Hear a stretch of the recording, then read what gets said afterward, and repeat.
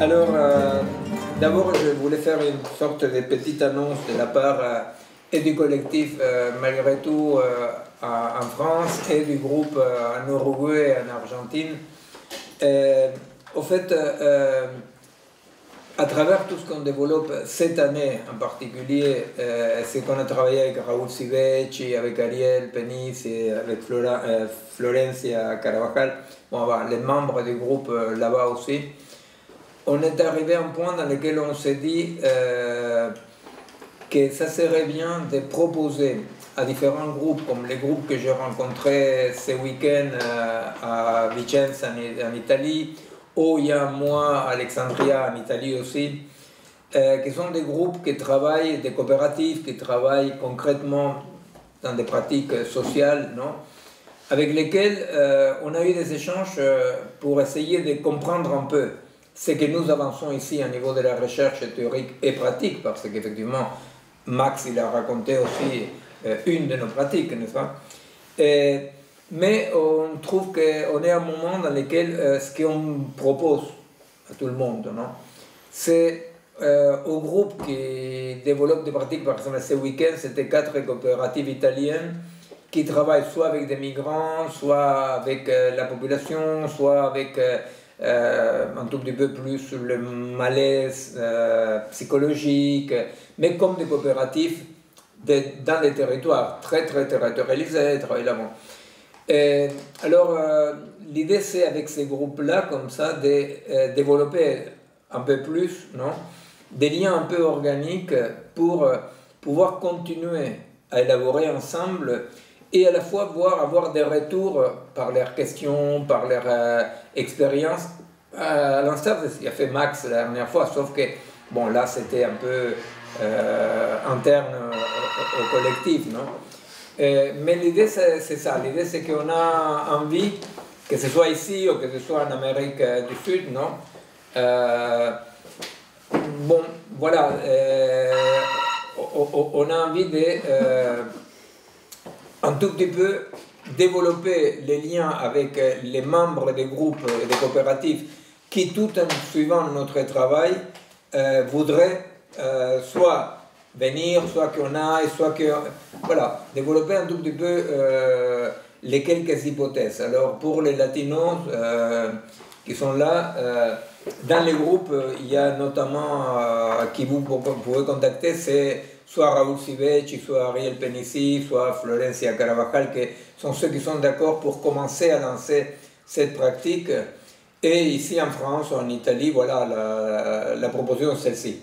Si vous participez à des coopératives, à des expériences concrètes, voilà, que passons en une étape dans laquelle, à partir de cette année du séminaire dans lequel on parle sur s'engager et agir dans la complexité, avec les hypothèses, des niveaux, des résistances, avec tout ce que sont nos hypothèses comme ça centrales. Et voilà, on est très demandeurs et preneurs des échanges avec des groupes concrets, comme, je répète, comme celui qu'on a fait tout ce week-end avec les 4 coopératives en Italie. Et voilà, c'est tout. Aujourd'hui, il y a un point qu'on va développer qui a à voir avec justement la question de l'agir et de l'engagement, qui est un point complexe, hein, c'est un point, bon, c'est normal. Ah oui, on dit bonsoir à Edgar Morin, voilà. Alors, un point qui est complexe et qui a été un axe des litiges, des confrontations, non, dans le mouvement non global, hein, et qui reste un point très compliqué, même de bonne foi, non, qui est, vous savez que à l'époque du non global, je parle donc de 20 ans en arrière, 25 ans en arrière, le développement du non global, de l'alternative, là où l'hypothèse de la prise de pouvoir pour changer le monde commence à tomber. À cette époque-là, on voit que s'est développée l'hypothèse à cet agir local, l'agir local de tous les collectifs qui s'est développé, les coopératives qui s'est développé, les gens qui prenaient des terres, n'est-ce pas? Ils les faisaient effectivement de façon tout à fait décroché de n'importe quel groupe central, parti, organisation. Et alors c'était du local. On voit le développement du local. Du local territorialisé, mais aussi du local comme préoccupation. Par exemple, on voit avec Jean-Baptiste Ayrault le DAL, avec ACTAP, avec les différents groupes, RSF, tous les groupes qui s'occupaient des indocumentés, non? C'est local en quoi? C'est local parce qu'on va s'occuper de cette problématique-là. Vous voyez? C'est-à-dire que les locales, c'est soit parce que c'est territorialement local par rapport à un territoire, soit parce que c'est une problématique singulière et ce n'est pas une globalité.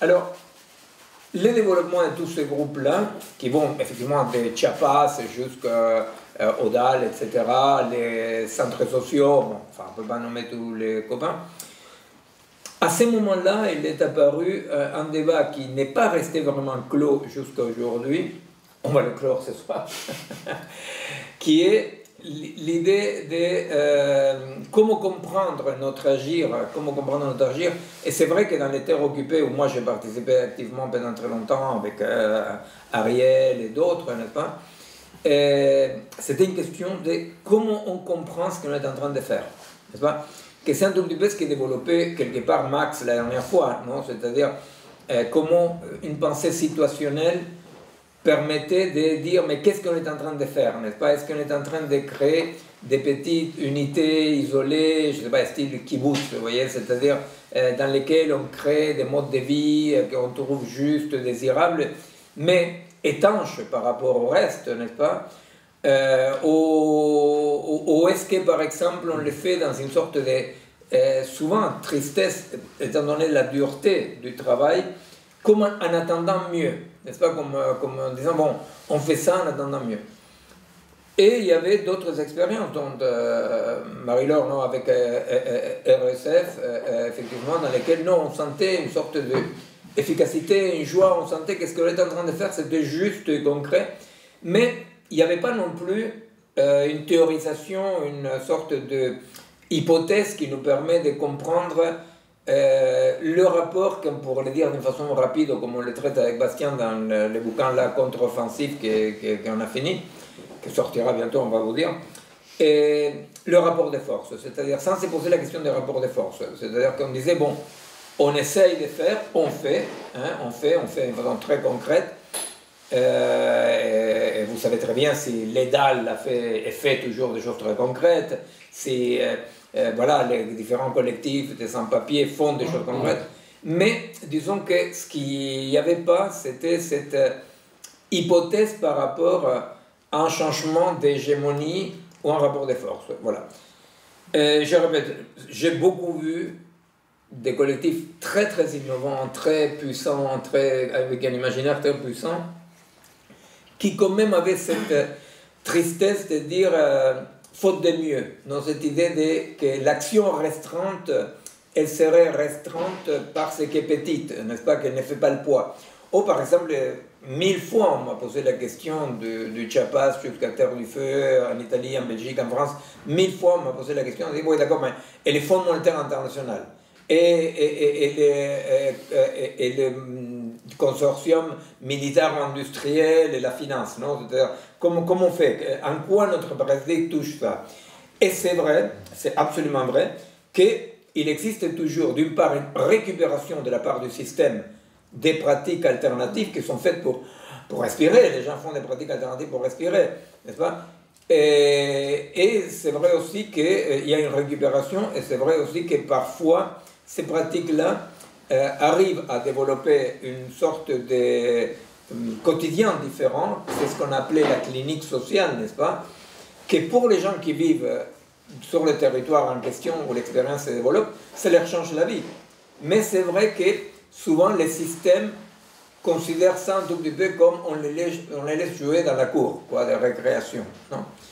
Alors, ceci allait accompagner, disons, de l'hypothèse un peu dominante pendant très longtemps et qui reste dans bon endroit, de dire il faut agir local et penser global, n'est-ce pas? C'est-à-dire qu'il restait cette hypothèse de que l'agir devait être local, mais que comprendre notre agir local pour aussi passer à un stade supérieur et éventuellement participer de quelque chose qui touchait sa vie, pour dire comme ça, n'est-ce pas? Il fallait une pensée globale. C'était l'idée de qu'il n'y a pas de pensée locale, parce que si jamais il y avait une pensée locale, elle serait capturée par le relativisme, n'est-ce pas? C'est-à-dire, il devait abandonner toute idée un tout petit peu de ce que, d'une compréhension des grands systèmes mondes, des grands systèmes de finances, de domination, etc. Alors aujourd'hui, on va aborder ça à partir de cette hypothèse de est-ce que pensée locale, agir local, pensée globale, ou c'est que l'hypothèse est collective malgré tout depuis 30 ans, hein, c'est pour dire si on avance rapidement, qui est pensée locale, agir local. Agir local, pensée locale, c'est-à-dire une pensée locale. Chose que, comme vous verrez, effectivement, peut apparaître sur le fil du rasoir d'une pensée locale pour être relativiste. Alors on va partir à partir d'une question qui a posé Serge, qui nous a envoyé. Alors Serge, que je crois qu'il nous suit en différé par YouTube. Alors tu ne pourras pas intervenir en direct, Serge. Mais bon, Bastien va lire la question de Serge, et à partir de là, on va aller vers cette hypothèse d'une vérité situationnelle. Donc, lors du séminaire du mois de décembre, donc c'était le précédent, le dernier. De décembre, non, c'est l'avant-dernier. L'avant-dernier séminaire. Voilà. Lors du séminaire du mois de décembre, vous avez évoqué la fable du scorpion qui ne peut s'empêcher de piquer la grenouille, provoquant ainsi la noyade des deux protagonistes. Le scorpion meurt ainsi selon sa loi. Dans sa loi, il réalise son essence, sa joie. Ceci illustre le bien relatif, subjectif, si ma compréhension est bonne. Mais que dire de la grenouille? Ne meurt-elle pas d'une loi qui lui est extérieure, noyée dans la souffrance? Par rapport à la situation ensemble vivant, donc c'est ensemble vivant entre guillemets, il désigne la situation ensemble du vivant, n'y a-t-il pas une perte objective? N'y a-t-il pas un mal objectif? C'est la question qui m'est venue et je serai intéressé par votre réponse. Alors, donc bon, on a raconté 1000 fois la fable, non, de scorpion et la grenouille. Hein? Je ne vais pas repréciser, mais oui. 1000 fois la fable des scorpions et la grenouille, non? Oui, les scorpions qui piquent la grenouille fait référence à la fable, effectivement. Et bien sûr, Serge, il pose deux questions, non?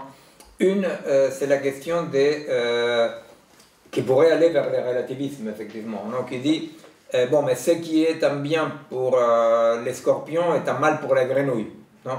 En acceptant que dans la fable en question, le bien pour les scorpions serait sauver son mode d'être, c'est-à-dire qu'il meurt pour sauver son mode d'être, non, quelque part. Hein? C'est une mort toute socratique, vous savez, Socrate, il va dire, je préfère affronter la petite mort pour sauver la grande vie, n'est-ce pas? C'est une mort dans laquelle, bon, simplement, d'une façon un peu rapide, on peut dire que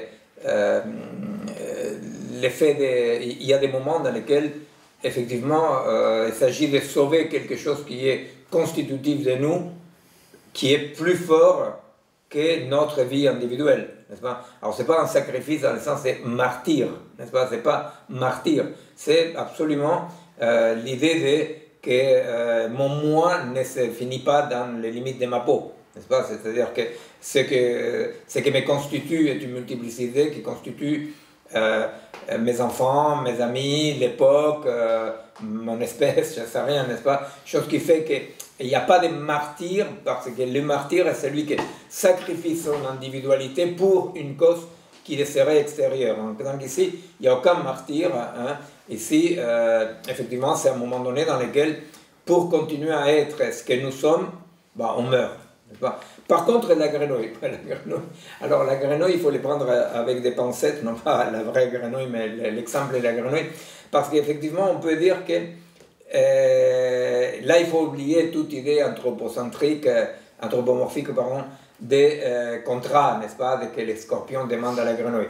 Par contre, ce qu'on peut dire, c'est qu'effectivement, oui, c'est-à-dire en antériorité, parce que si je comprends bien cette partie de Serge, c'est par rapport à l'antériorité ou l'extériorité, effectivement, on peut dire que dans la composition antérieure de la grenouille, il n'y a pas la capacité, il n'y a pas la possibilité de composer avec les scorpions, avec les poisons des scorpions. Vous comprenez? C'est-à-dire qu'il y a quelque chose dans lequel le rapport entre les modes d'être de la grenouille et les modes d'être des scorpions ne trouve pas en antériorité de la grenouille la capacité d'assimiler ça, de métaboliser ça. Vous voyez? C'est-à-dire, c'est comme quand on dit, vous savez, en évoquant Molière, hein, quand il va dire la morphine a des capacités dormitives.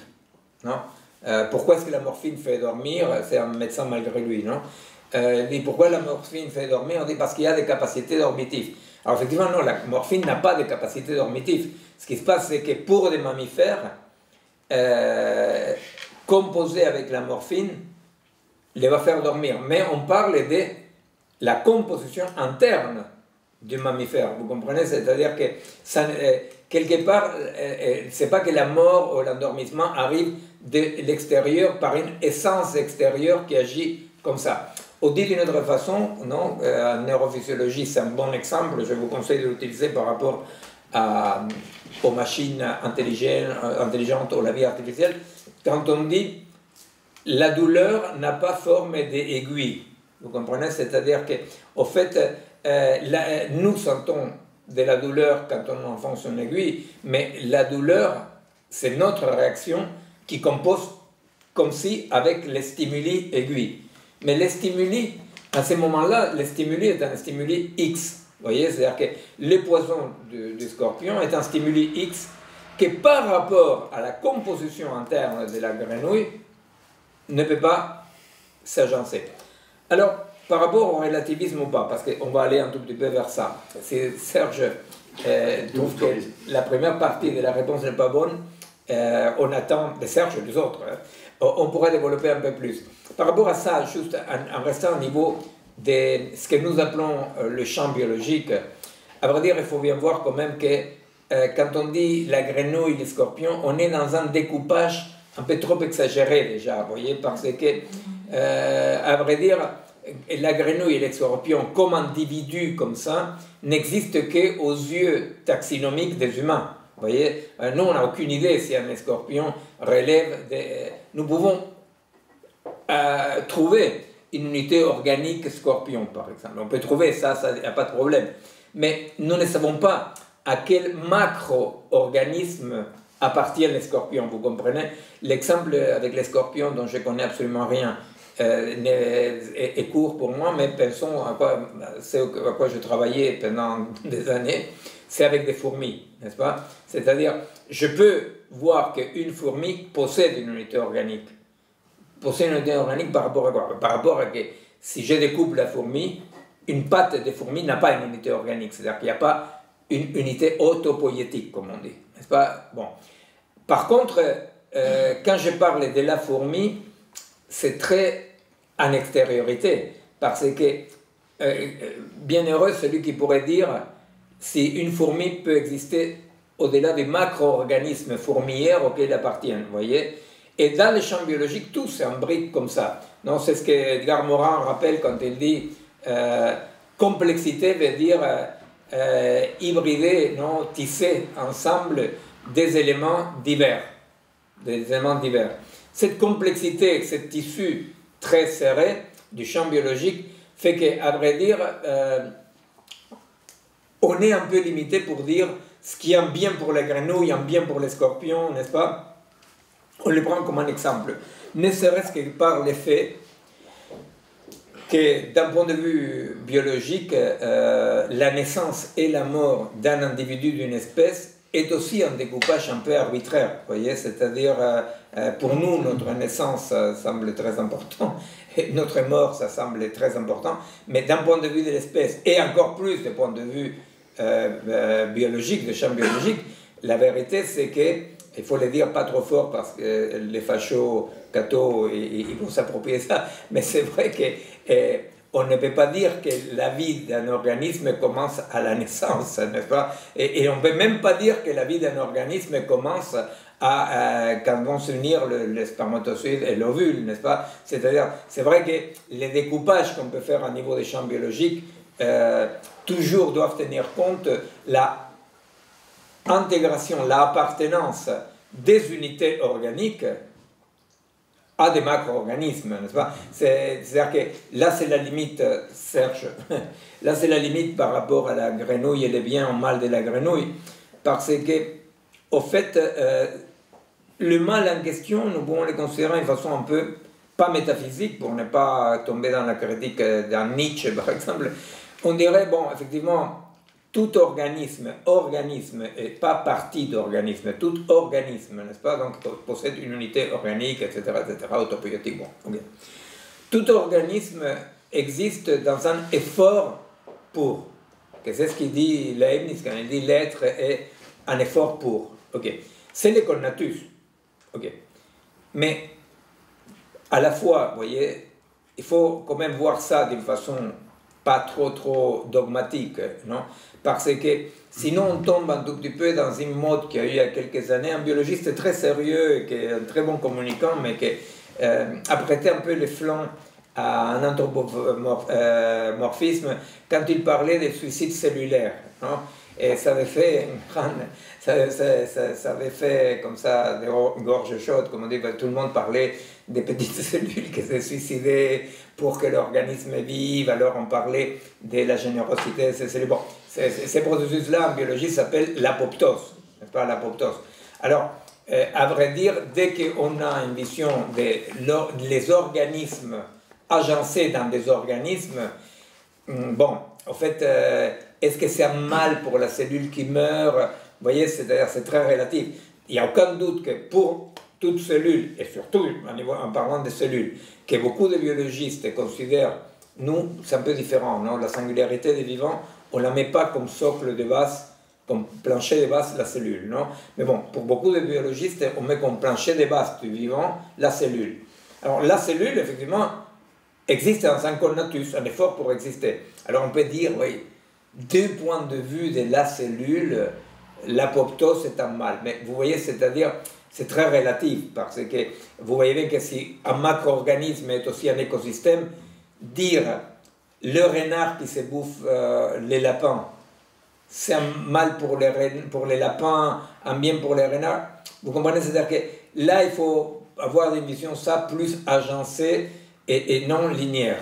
Par contre, ce qui est sûr, c'est que si pour le renard, augmenter sa puissance d'agir passe par se bouffer les lapins, il y a quand même un moment dans lequel une dérégulation pour X raisons, n'est-ce pas, atmosphérique et intervention humaine, peu importe, n'est-ce pas, il y a une dérégulation très grande avec, par exemple, un développement des renards sans que le prédateur du renard intervienne, par exemple, ben on voit que le renard va développer de façon linéaire sa puissance d'agir. Ça sera très bon pour les renards, sauf que comme le renard appartient en tant qu'organisme à des macro-organismes agencés, au bout d'un moment, bah, effectivement, ce développement de la puissance va trouver un toit, un plafond. Alors, par contre, quand on commence à se mêler des humains, qu'est-ce qui se passe avec les humains? Avec les humains, ce qui se passe, c'est que les humains, nous existons avec cette articulation, avec la pensée articulée, justement, n'est-ce pas? C'est-à-dire que les humains, toujours, on mêle un peu les pinceaux, beaucoup les pinceaux, parce que entre les possibles, pour dire comme ça, de la culture et de la langue, et les possibles biologiques, écologiques, il n'y a pas une harmonie, loin s'en faut, n'est-ce pas? C'est-à-dire, les possibles de la langue, c'est-à-dire ce qu'on peut imaginer, vous voyez, comme dirait Pessoa, non? Si le monde était comme tu veux, bah, il sera comme tu veux, c'est tout, non? Mais justement, on peut imaginer comme on voudrait que soit le monde, on peut, à partir des choses très limitées, extrapoler, par exemple, dire « je connais 3 personnes qui s'aiment beaucoup ». Alors tu dis, alors donc, s'il y a 3 personnes qui s'aiment beaucoup, pourquoi toute l'humanité ne pourrait pas s'aimer? Eh bien non. L'humanité ne peut pas s'aimer beaucoup. Alors on dit, si tous les hommes du monde se tenaient par la main, bon, il y a toujours un manchot qui te fait foirer le coup, n'est-ce pas? Et que c'est la différence entre possible et compossible, n'est-ce pas, c'est que fait Leibniz. C'est pas comme possible, c'est-à-dire qu'à l'épreuve, bon. Alors, la question c'est que dans cette conflictualité très compliquée, non, c'est pas complexe, c'est compliqué, non, là comme je sais que Edgar Morin nous suit de temps en temps, je fais attention de bien suivre la différence qu'Edgar fait entre compliqué et complexe. C'est compliqué cette relation-là, c'est compliqué pourquoi? Parce que justement, entre la pensée symbolique parce que les animaux dans le champ biologique, il y a de la pensée, mais pas symbolique, n'est-ce pas? Entre la pensée symbolique avec son niveau d'autonomie et le champ biologique, justement, il n'y a pas de lien de complexité trop bien tissé. Il y a quand même une conflictualité très forte. Alors donc, la question du relativisme, est-ce que ça c'est bon pour moi, c'est mauvais pour toi? Là oui, ça va commencer à apparaître, n'est-ce pas? Ce n'est pas si évident que dans le champ biologique, dans lequel on dit, bon, mais ce sont des macro-organismes agencés, etc., etc. Dans le niveau de l'humain, il va apparaître quelque chose qui est contemporain, n'est-ce pas, né de la même coupure que l'Occident, qui est l'idée d'un universel abstrait, d'un universel, n'est-ce pas? Cette idée qu'il y aurait un bien qui serait bien pour tous les hommes et sociétés du monde au-delà de la différence, n'est-ce pas? C'est-à-dire que c'est dans le niveau humain dans lequel on va voir apparaître cette idée, l'idée de cette réalité. C'est-à-dire que les animaux, les tigres ne veulent pas dire ah merde, la gazelle c'est un mammifère comme moi, je ne vais pas les bouffer. Vous comprenez? Ils se bouffent la gazelle, et voilà. Et on peut toujours dire, effectivement, c'est un mal pour la gazelle, un bien pour les tigres. Le problème, c'est qu'à niveau des organismes agencés, c'est un peu limité de dire ça, mais bon, enfin. Par contre, chez nous, chez les humains, il va apparaître à un moment donné cette idée qui, effectivement, correspond pas à rien, je vais essayer de la présenter aussi historiquement, comment est-ce qu'elle va émerger, cette idée qu'il y a un universel. Il y a quelques petits, comme ça, tentatives, n'est-ce pas? Le christianisme, il y a quelques petites tentatives de penser à des universaux, mais l'universel en tant qu'universel va apparaître historiquement en Occident avec l'hypothèse galiléenne d'une science et d'une compréhension du monde pour lesquelles une vérité est vérité pour tous les mondes possibles. Oui. Alors c'est ce que je vais essayer de développer un tout petit peu là maintenant. Et je vais préciser juste que pour nous, d'un point de vue phénoménologique, quand on dit vérité, on fait référence à la définition phénoménologique de la vérité en tant que la vérité n'est pas une aletheia, n'est pas un dévoilement. C'est pas un dévoilement. Je le dis non pas parce que ce soit la vérité ce que je dis, non, mais c'est notre conception depuis la phénoménologie. On dit que des vérités, il n'y a qu'effet de vérité. C'est-à-dire que la vérité est ces moments dans lesquels les savoirs préexistants deviennent insuffisants ou se trouvent avec une sorte de noyau du réel qui déclare insuffisant, non pas forcément caduc, mais insuffisant les savoirs préexistants. C'est-à-dire que tout à coup, avec ce qu'on savait, on ne peut pas expliquer ce qui se présente à nous. C'est un tout petit peu cette idée d'Einstein que parfois les gens ont du mal à comprendre et que ce n'est pas du tout une boutade, c'est vraiment un principe épistémologique, quand il va dire « je ne cherche pas, je trouve ». Je ne cherche pas, je trouve. Et parce que j'ai trouvé, je cherche. Alors, c'est je trouve. C'est effectivement, c'est choc, non, avec un effet de réel, qu'on appelle un effet de vérité, n'est-ce pas? Pourquoi un effet de vérité? Parce qu'à partir de ces points-là de réel, dans lesquels les savoirs préalables c'est pas qu'ils ne servent plus, mais ne peuvent pas enjamber ces points-là de réel. À partir de ces points de réel, il y a une réordination de la situation à partir de ce qui va exister comme une asymétrie. Vous voyez, comme une asymétrie. Alors on dit qu'une vérité n'est pas le dévoilement d'un savoir supérieur, n'est pas la découverte de ce qui s'est caché sous la réalité phénoménale. On nomme vérité ces points de gravitation dynamique, n'est-ce pas, dans lesquels, à partir d'un certain moment, dans une situation n'a pas une vérité, je sais pas, mais bon, enfin, dans une situation concrète, apparaît un point qu'on ne peut pas enjamber avec les savoirs et les pratiques préalables, qu'on ne peut pas ignorer et qui va établir une asymétrie. C'est-à-dire une asymétrie dans le sens qu'il y a un avant, un après, il y a d'un côté et de l'autre, n'est-ce pas bon. Alors, je vais essayer de vous faire un petit graphique, un petit dessin, pour vous raconter ça.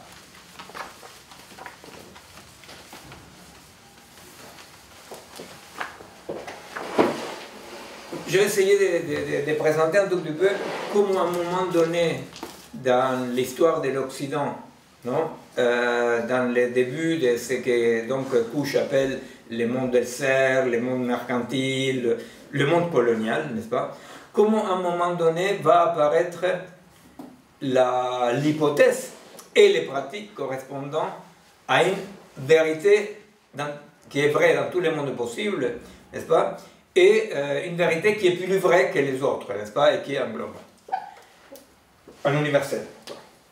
Alors on peut dire que, mettons que là, il y a quelque chose qu'on pourrait nommer, je dis comme ça, une barre de fer. Une barre de fer. Quelque chose qui ressemble à une barre de fer. Alors mettons que là, il y a un point de vue situationnel, n'est-ce pas? Il y a un point de vue. Là, il y a un point de vue. Dans ce point de vue-là, pour ce point de vue-là,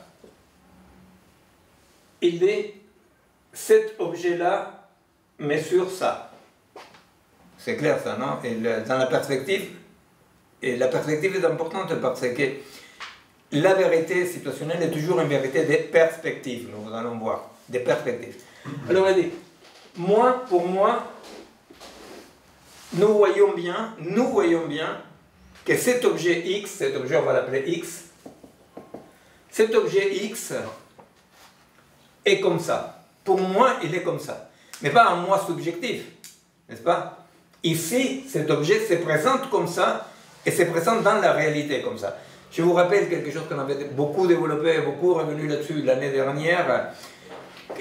Cette conceptualisation que va faire Ernest Cassirer, quand il va dire l'objet n'est pas la source des savoirs, il dit. Je vous rappelle, on a beaucoup insisté là-dessus, mais bon, je le rappelle quand même. L'objet n'est pas la source du savoir. L'objet est le résultat, de la production de la connaissance. Il y a une fonction de régulation. C'est-à-dire que l'objet n'est pas la source de la connaissance. C'est-à-dire que c'est en contestant, si vous voulez, toutes les théories actuelles. L'autre jour, avec Théo, on était avec un laboratoire de notre ami Giuseppe Longo, et j'ai fait une présentation un peu de notre position par rapport au vivant, et il y avait beaucoup de gens qui étaient intéressés par ce qu'on appelle les cerveaux bayésiens, qui est toute cette histoire dans laquelle le cerveau émet des hypothèses et après corrige pour ne pas avoir un biais cognitif, n'est-ce pas? C'est-à-dire tous les mécanismes que le cerveau aurait pour capter une réalité en soi. Là, on est tout à fait de l'autre côté. On est de l'autre côté de l'Atlantique, n'est-ce pas? On dit,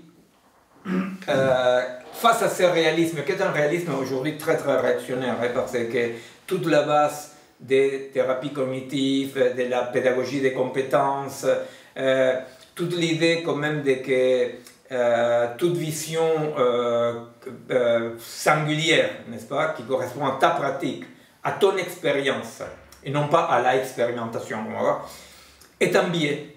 Et qu'est-ce qu'il faudrait, c'est corriger les biais. cognitif. Vous voyez? C'est-à-dire que dans l'idée du biais cognitif, dans ce cerveau bayésien, etc., ce qu'il y a, c'est l'idée quand même très très naïf et apparemment très innocent à la fois, d'une réalité extérieure existant en soi, envers lesquelles le cerveau aurait des mécanismes de correction pour piger cette réalité extérieure. Alors, pour moi, sincèrement, dans la vieille psychiatrie, je ne peux pas ne pas faire une assimilation quand même à ce qu'en Union soviétique on appelait la schizophrénie torpide. Vous voyez, la schizophrénie torpide en Union soviétique, ça voulait dire qu'un dissident était quelqu'un qui ne comprenait pas que l'État soviétique lui voulait des biens, et alors il contestait.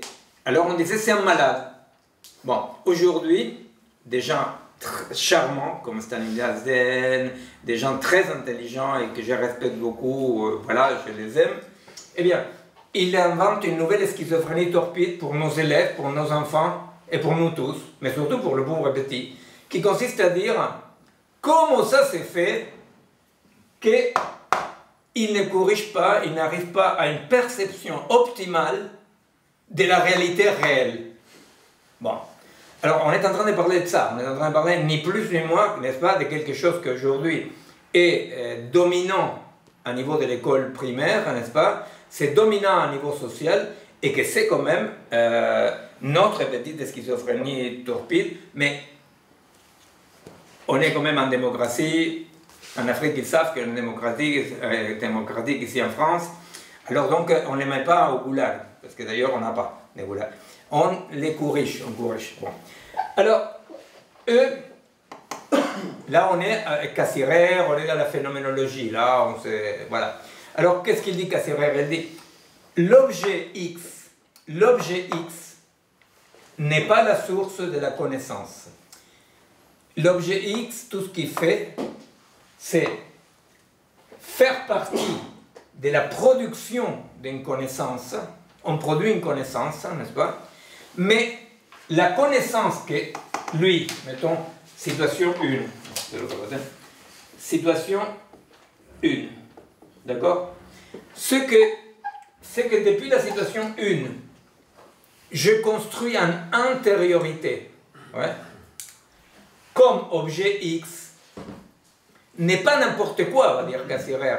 Et Francisco Varela et tout le courant phénoménologique du solaire et la neurophysiologie, parce que ça me déplaise aux chers collègues, d'un point de vue neurophysiologique, la construction que Varela appelle énaction de l'objet est aujourd'hui à niveau général tout à fait accepté, pas contesté, n'est-ce pas? Qui veut dire, je construis l'image d'après mon appareil cérébral, n'est-ce pas? Mais pas seulement l'image, aussi je suis en rapport avec les modes d'existence de cet objet dans ma situation. Vous comprenez? L'objet X a un mode d'existence dans cette situation-là. Alors donc pour accélérer un peu, là on a la situation 2, situation 3, etc. Et alors, dans chaque situation, effectivement, pour eux, l'objet X sera comme ci, et pour lui, l'objet X sera, par exemple, comme ça. Ok. Alors, là, on dit, pour chaque situation, la construction des objets, et là, on ne parle pas que de la vision, hein, la construction des objets dont parle Cassirer et la phénoménologie, c'est le rapport avec les modes d'existence des objets de soi-même dans la situation. Alors, pour chaque situation, la construction d'objets aura à faire avec les modes d'existence, la structuration. On parle d'un cerveau, on parle d'un cerveau, on parle d'une culture, on parle d'une culture, vous voyez, c'est-à-dire un écosystème, un écosystème. La construction des objets et des rapports d'objets aura à faire avec l'antériorité, les bagages antérieurs. Non, que si j'essaie, la grenouille n'a pas dedans la possibilité de se bouffer les poissons, bon, etc.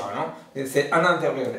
Chaque situation, de par son antériorité, détermine des possibles et des non possibles, des compossibles, compréhensibles, existentiels, concrets, Non, voilà.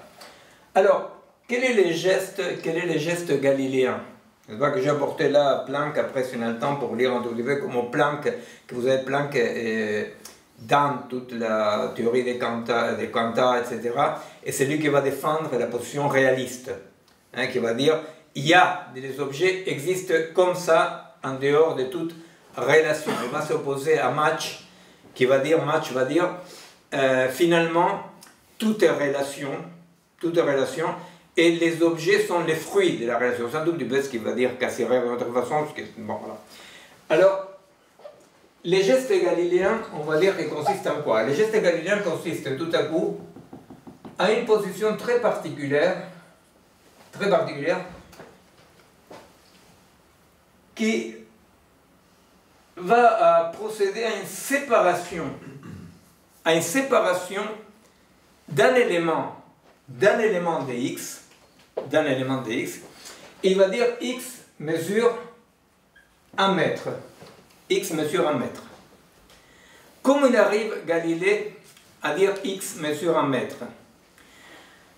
La science galiléenne, comme toute la science occidentale, pour que x mesure 1 mètre, il a besoin de prioriser un axe perceptible de l'objet et les séparer de tout l'ensemble, n'est-ce pas?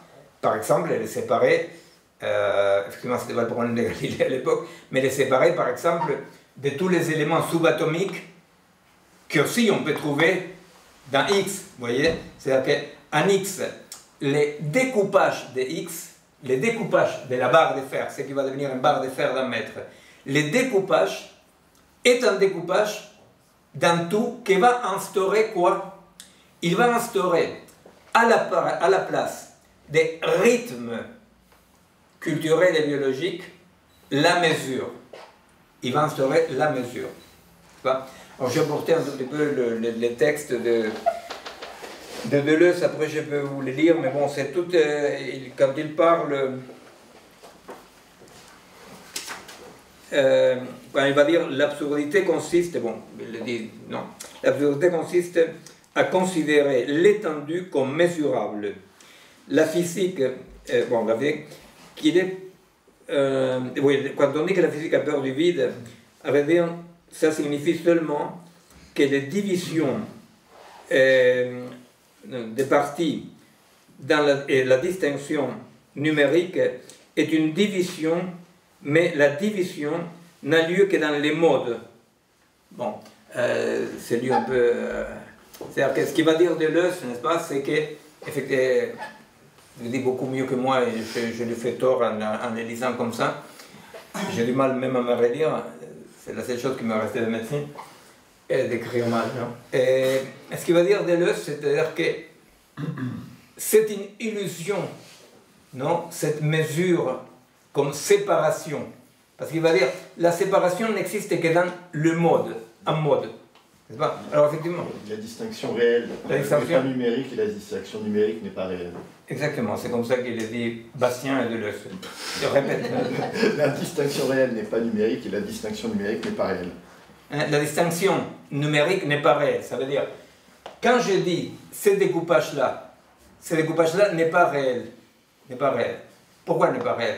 Ben, parce qu'effectivement, c'est-à-dire, ça dépend d'une séparation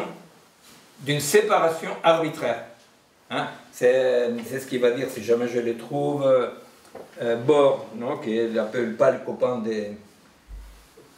du tout de Planck, quand il dit la physique ne décrit pas la nature, mais ce que nous pouvons dire de la nature. Hein, va dire Bohr, hein, c'est que nous pouvons dire de la nature. Alors, dire de la nature, en dire, signifie une séparation dans le mode, mais non pas dans le réel. D'accord? Bon. Alors, quel est le geste colonial? Quel est le geste colonial? Le geste colonial, c'est parce que on va considérer que Galilée, vraiment réussi la grande séparation, qui est la séparation de l'expérimentateur par rapport à l'expérience. Vous voyez? C'est-à-dire, l'expérimentateur est tout à fait abstrait et n'a aucune incidence dans l'expérience. Alors effectivement, Planck va dire, et tout le monde, et même Mach va dire, pourquoi pas, bien entendu que les mondes existent sans aucune dépendance du cerveau ou de la pensée des gens, bien entendu. Mais une chose c'est de dire que les mondes existent indépendamment de la subjectivité de quiconque, autre chose c'est de dire que les objets découpés existent tels quels, indépendamment de la singularité situationnelle. Par exemple, je ne peux pas dire que les modes d'existence de X dans la situation 1 soient vrais dans toutes les situations, vous comprenez? C'est-à-dire que les modes d'existence de X dans la situation 1 ne s'appliquent pas dans la situation 2, vous comprenez?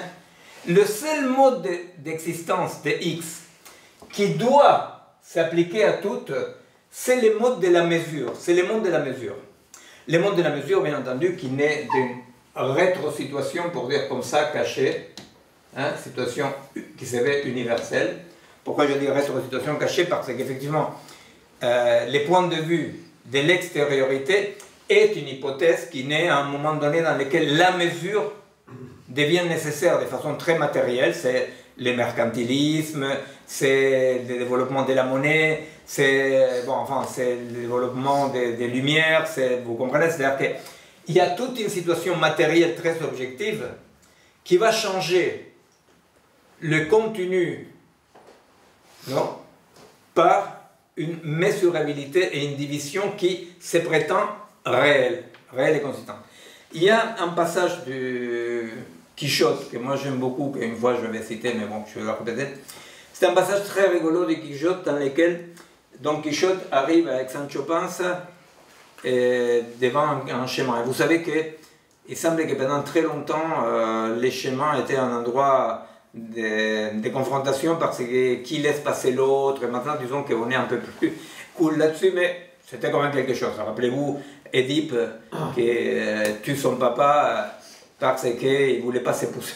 Nous, on dirait que, bon, voilà, on laisserait passer l'autre. Bon. Alors, Don Quichotte arrive par le chemin et il arrive un groupe de marchands. C'est pas pour rien que Cervantes met un groupe de marchands, n'est-ce pas? Un groupe de marchands en face.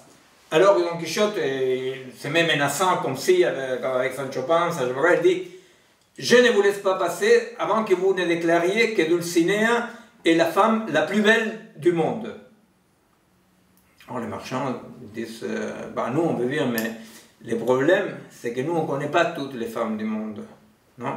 Alors nous on n'a pas le temps de voir toutes les femmes du monde, vous voyez? C'est-à-dire que la plus belle de toutes les femmes du monde, pour Don Quichotte, c'est le monde antérieur à Don Quichotte, vous comprenez? C'est-à-dire, il y a Don Quichotte, il y a Don Quichotte là, comme ça, et il dit Dulcinea.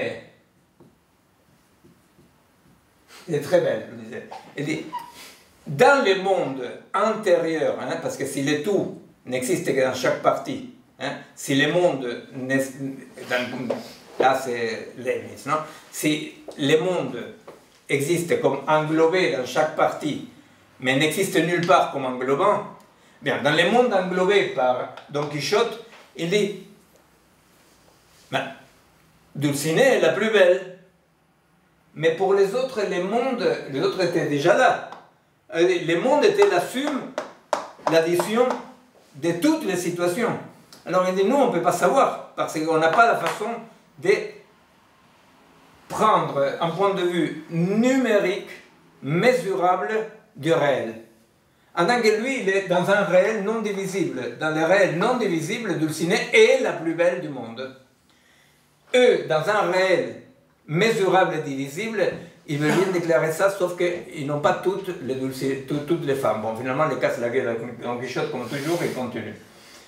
Alors, les gestes coloniaux consistent en quoi? Les gestes coloniaux consistent à dire, j'arrive en Afrique. Alors en Afrique, il y a les savoirs, pas seulement sur la barre de fer, mais il y a tous les savoirs construits, qu'eux, ils ne sont pas en discontinuité. Ils ne se prétendent pas. Moi, ce que je viens de dire, c'est que là non plus, c'est en discontinuité. Hein. C'est ça ce que je viens de dire, non? C'était compréhensible parce que j'ai dit que Galilée, la séparation à laquelle il va opérer, procéder, à vrai dire, est une séparation dans l'hypothèse, mais qu'il y a une continuité avec le monde de la mesure mercantile, etc. Bon, mais bon, enfin, les savoirs assujettis, les savoirs de l'estarciendo, les savoirs des colonisés, ce qui vont devenir les colonisés, sont des savoirs en continuité, il n'y a aucun problème. C'est-à-dire, ce n'est absolument pas le problème de dire mon objet X est pareil que le tien. Maximum, ce qu'il fait, il le casse la gueule à ça, le domine, et lui impose à la force son objet. Mais il ne va pas prétendre que tous les gens sains du monde ont cette vision d'objet. D'accord? Alors, le colonialisme va agir comme ça, va dire tous les savoirs en Afrique, en Asie, en Amérique, etc., et surtout déjà en Occident, parce que les premières victimes de la colonisation mercantile occidentale, c'est l'Occident, hein, c'est-à-dire par unification, etc., il va dire, ces savoirs-là n'est pas n'importe quel savoir, ça c'est un savoir scientifique, parce qu'il y a des sciences que du mesurable, non? Il va dire, ces savoirs, pas seulement doit englober tous les mondes possibles, mais doit écraser les savoirs locaux, parce que ces savoirs-là sont des savoirs non nobles, sont des savoirs qui, effectivement, à l'épreuve de la expérimentation, non, ne fonctionnent pas. Ici, on est au niveau de l'expérience, vous comprenez? Et là, c'est l'expérimentation. L'expérimentation. L'expérimentation est seulement possible dans la méthode scientifique qu'avec un isolement des objets qui nous permet une séparation qui permet quoi? La répétibilité, que ce soit répétible, pardon, la répétabilité. La répétabilité de l'expérience. La répétabilité de l'expérience, si j'ai les mêmes variables, l'expérience sera répétée exactement pareil. Et effectivement, si je veux mettre une fusée à la Lune, il vaut mieux quand même que je me donne les moyens d'une séparation suffisante comme pour que l'expérience soit répétable et pas seulement, sinon qu'elle aussi prévisible. C'est le week-end en train de parler italien. Alors, donc,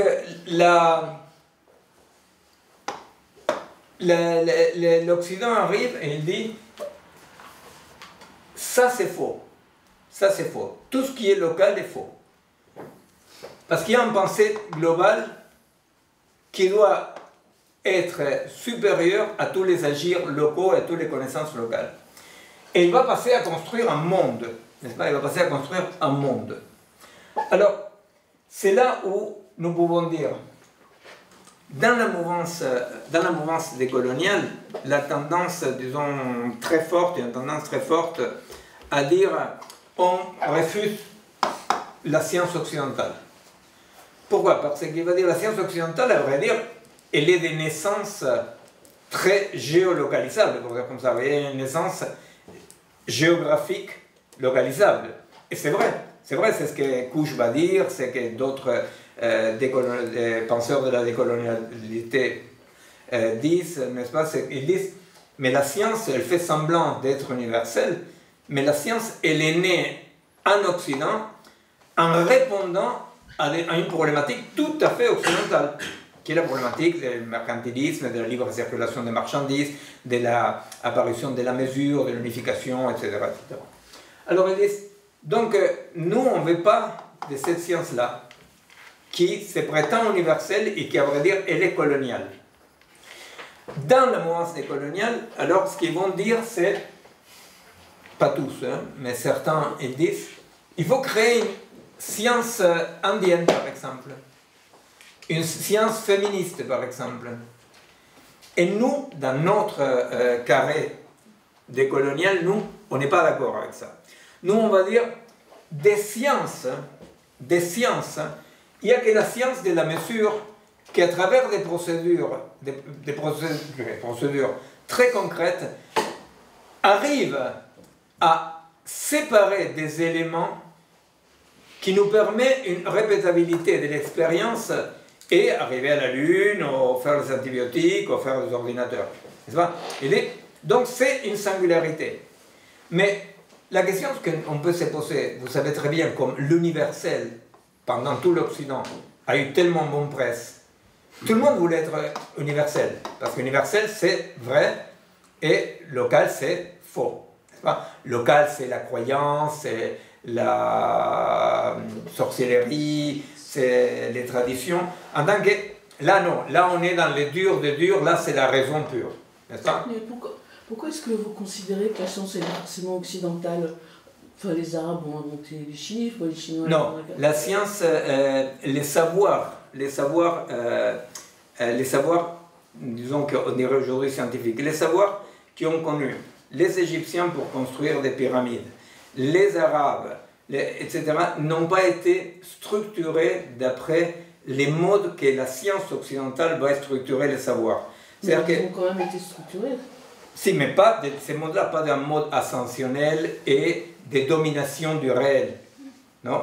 C'est-à-dire que la science n'est pas simplement des savoirs. La science, c'est une façon de structurer ces savoirs et avec tout ce qui est effectivement comme Descartes, n'est-ce pas? Maître et possesseur du réel, de la nature, etc. Quand nous voyons des savoirs, mais super développés en Égypte, chez les Mayas, chez les Arabes, etc., tous ces savoirs-là respectent absolument ce qu'on pourrait dire la place de l'humain dans l'ensemble. C'est-à-dire qu'aucun de ces savoirs-là vise à un savoir total de maîtrise. Tous ces savoirs-là restent comme ésotériques, très dangereux parce qu'ils touchent à des secrets sacrés, etc. Et toutes les civilisations qui ont produit des savoirs énormes, n'est-ce pas, qu'aujourd'hui on dirait scientifiques, à vrai dire, n'étaient pas structurés d'après ce qu'on appelle la science, dans le sens que la science est un projet de domination et de séparation et de colonisation. Les savoirs que possédaient les Égyptiens, pas seulement n'étaient pas en lutte contre les savoirs du chaman ou j'en sais rien, ils cohabitaient dans une vision de l'estarciendo, comme il dit Couche, dans laquelle l'Indien, l'Égyptien, l'Africain a peur de Dieu, c'est-à-dire a peur des grandes puissances. Il ne sait pas, les savoirs de toutes ces cultures-là, aussi énormes soient-ils, n'ont pas les projets de la science de devenir Dieu à la place de Dieu. La science dont on parle là a été légitimée par les grands idéaux du progrès. Donc le bien, le progrès, la raison, voilà, elle était légitimée par ça. Il y a un moment où effectivement la science, qu'on va appeler technoscience, va s'autonomiser par rapport à ces grands idéaux-là de la modernité. Et notamment l'après-guerre va être aussi ce moment-là où on va voir l'autonomisation de ce qu'on va plus appeler la science, mais la technoscience et notamment de la technique. C'est ce moment où la science se libère finalement de ces idéaux-là qui régulaient la pratique scientifique au nom du progrès, du bien, de la raison, etc. Oui, ça c'est très important parce que même sans parler des Égyptiens, des Mayas, qui ont des connaissances tellement énormes, Aristote, à un moment donné, je ne me souviens pas où, tu devrais savoir mais ça. tu dois dire quoi? Aristote, oui, je vais dire quoi. Aristote, à un moment donné, fait référence à une sorte de machine à vapeur. Sauf que cette machine à vapeur, ça devait être des expériences considérées très ésotériques, très puissantes. Et pourquoi ils avaient peur de ça? Pourquoi ésotérique? Pourquoi y faire attention? Parce qu'on est en train de toucher des choses qui regardent aux puissances non maîtrisées et qui ne seront pas utilisées pour maîtriser, n'est-ce pas? Alors bon, voilà, c'est-à-dire effectivement, là on est effectivement au-delà de Galilée dans les fameux énoncés de Kepler, l'astronome, qui va dire la seule différence entre Dieu et les hommes, c'est que Dieu connaît tous les théorèmes depuis l'éternité et nous ne connaissons pas tous encore. Pas tous encore. Pas tous encore, c'est la temporalité de la modernité. Vous voyez, c'est le progrès de la modernité dans le sens que pas encore ça installe carrément l'humanité occidentale dans cette temporalité linéaire ascensionnelle, n'est-ce pas, dans laquelle un jour, quand les jours arrivent, hop, on dégage Dieu et on devient Dieu. Bien entendu que tous les savoirs, aussi énormes et fantastiques soient des autres cultures, aucun visait, mais alors aucun au contraire, hein, visait à déloger Dieu du rôle du sujet. Bon, alors le colonialisme va agir comme ça. Le colonialisme va dire notre point de vue est le point de vue de nulle part. Hein, c'est pour ça que je dessine les jets de Galilée entre pointillés. C'est le point de vue de nulle part. Et notre supériorité, la supériorité de la science et de la pensée occidentale, est que, comme elle est de nulle part, elle s'applique à tous. Et pas seulement s'applique à tous, mais en écrasant tous les savoirs locaux. Eh bien. Alors, effectivement, là on voit un tout petit peu la pensée de ce qu'on appelle les points de vue de l'émancipation, de la rébellion occidentale. C'est-à-dire, vous savez, on dit que l'Occident a produit aussi, en toute honnêteté, hein, mais a produit aussi une théorie, une pratique de l'émancipation, mais qui est restée dans la matrice coloniale, n'est-ce pas, qui est la prise du pouvoir, qui est la verticalité, qui est tous les instruments de lecture et de contestation occidentaux, mais qui restent prisonniers de l'idée de développement des forces productives, etc., etc. Alors là, on voit effectivement agir local, on va dire, mais pensée globale. Pourquoi? Parce que la pensée globale, c'est la pensée, comme dit Bastien, qui pense bien, pense le bien. Et tous ceux-là ne pensent pas bien parce qu'ils ne pensent pas le... Alors vous savez, tout le monde voulait être scientifique, hein? C'est-à-dire, alors Marx, il va appeler matérialisme scientifique, n'est-ce pas? La psychanalyse, par exemple, a passé pas mal d'années ridicules en train de dire s'il était scientifique ou pas, sans se rendre compte qu'il n'était même pas rationnel la plupart du temps, non? Alors, effectivement, voilà, les gestes coloniaux, c'est celui-là. Alors, je disais, dans la mouvance décoloniale, la plupart, la majorité, avec toutes les contradictions, serait pour l'idée de... Donc, il faut une science décoloniale, une science féministe, une science noire, une science indienne. Ce sont des copains, des copines, nous, on n'est pas d'accord. Pourquoi? Parce que, effectivement, je reviens là-dessus, la science est un mode de découpage particulier. Est un mode de découpage, vous comprenez, c'est justement, comme dit Nadine, c'est par rapport à la question de Nadine, c'est pas des savoirs, aussi puissants soient-ils. La science est la substitution de la mesure contre les territoires, contre la matière, vous comprenez? La science est l'hypothèse, effectivement, que la division est réelle. Si vous suivez, quand on dit la division est réelle, on fait un saut, mais très facilement, vers le monde algorithmique. C'est ce qui permet aujourd'hui de dire le monde est algorithmique. Vous voyez? L'univers écrit en langage mathématique, à vrai dire c'était géométrique, donc c'était un peu plus épais déjà, n'est-ce pas? Ah, le monde est algorithmique. Bon, le monde est algorithmique et l'hypothèse coloniale par excellence, n'est-ce pas?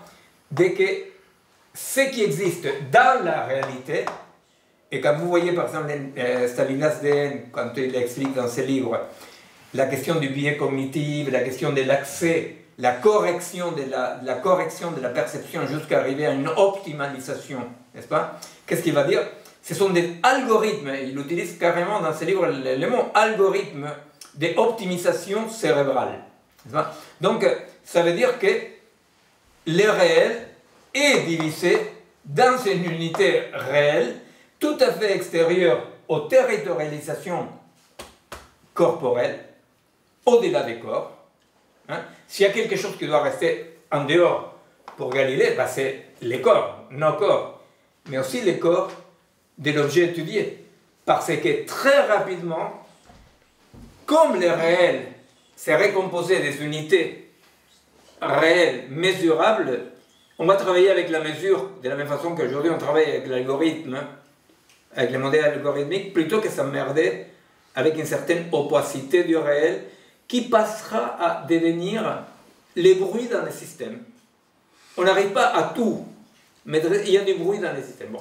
C'est un peu le même geste de Descartes quand il dit on ne connaît pas les corps par les sens et par l'imagination, mais que par l'entendement. Le morceau de cire qui prend différentes formes. Absolument, c'est tout à fait. Ils sont réduits à pur étendu. Absolument, c'est ce qu'il dit Descartes et c'est ce que réfute Kant. Non, parce que quand même Kant va réfuter, il va dire quand même que non, que la critique de la raison pure dans laquelle Kant est le premier à dire qu'il y a une utilisation déraisonnable de la raison.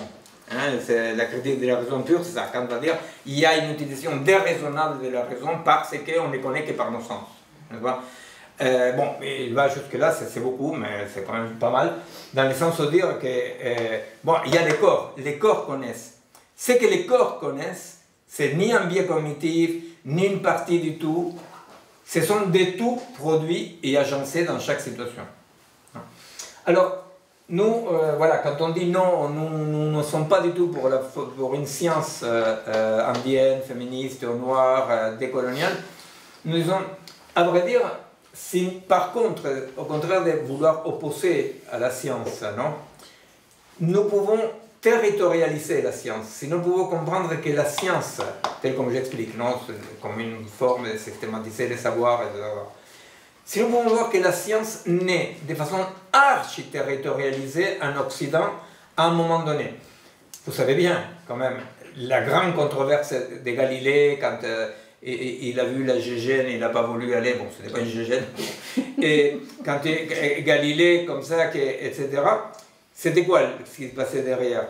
Ce qui se passait derrière, c'est que les bateaux du Vatican même naviguaient avec les cartes de Galilée. N'est-ce pas? C'est avec la cartographie de Galilée. Avec le même Galilée qu'on voulait torturer, je sais pas quoi, ben, la vérité c'est que Galilée, il est archi-territorialisé, et quand il construit cette magnifique construction, qui est le savoir du mesurable dans un certain rapport avec les réels, n'est-ce pas, dirons-nous, quand il construit ça parce qu'il a besoin de quadriller le monde, d'évaluer, de mesurer, et besoin de savoir combien on change 1 kilo de marchandises pour combien d'argent, n'est-ce pas? Et on est au mercantilisme. Vous avez le mercantilisme c'est MDM, non?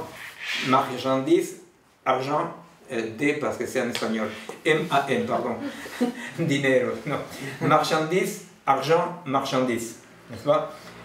Alors, c'est besoin, donc notre position, c'est-à-dire, nous devons territorialiser et comprendre absolument la territorialisation de l'émergence de ce processus fantastique qui donne une puissance incroyable à l'humanité, une puissance qu'on n'arrive pas seulement encore à dominer, mais qui quand même,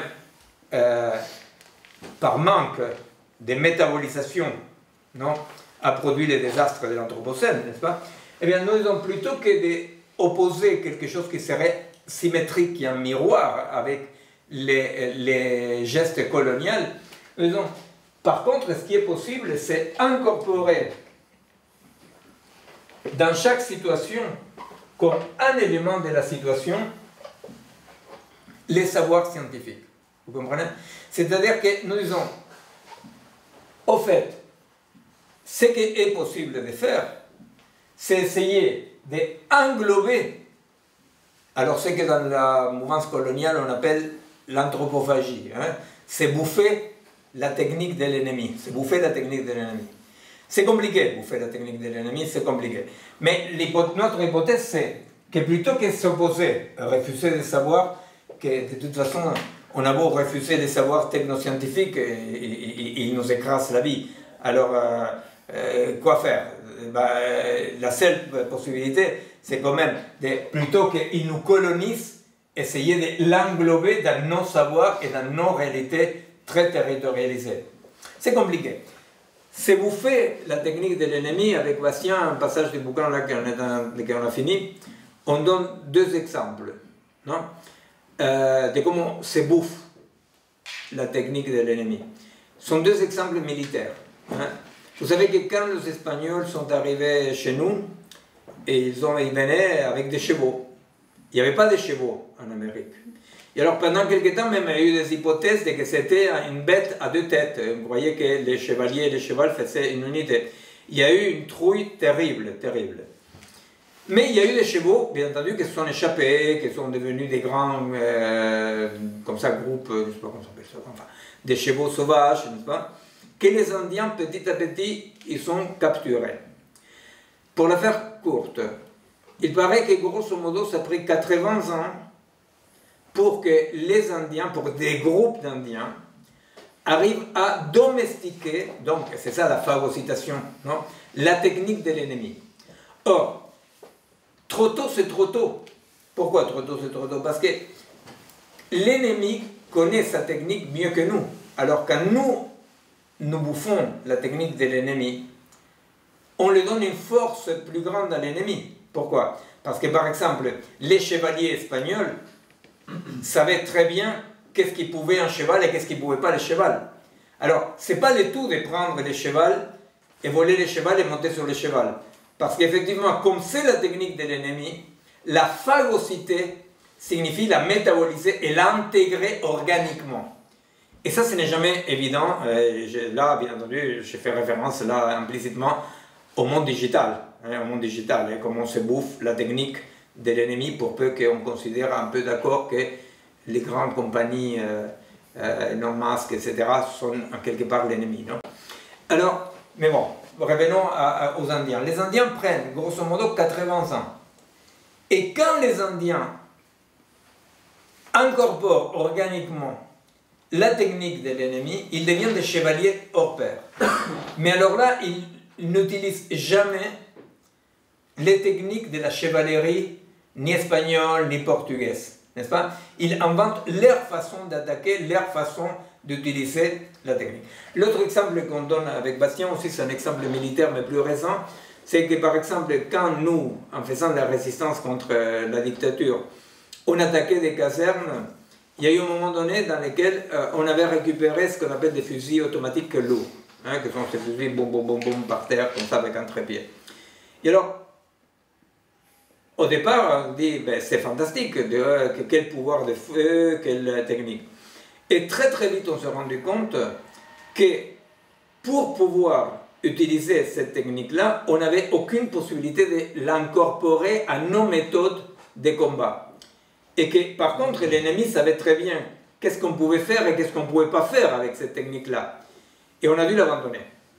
Et un autre exemple aussi, mais bon, comme ça plus courant, vous savez, non, vous savez peut-être pas, mais dans des écoles comme ça, que ce soit des guérillas ou militaires classiques, toujours il y a un principe qu'on apprend, c'est que quand on occupe un territoire de l'ennemi, on croit qu'on a vaincu, parce qu'on occupait le territoire. C'est à ces moments-là, dit la stratégie militaire, qu'on est les plus faibles que jamais. C'est-à-dire que quand on attaquait les points ennemis, on avait notre force. Quand on occupe la place de l'ennemi, on est très loin d'avoir vaincu.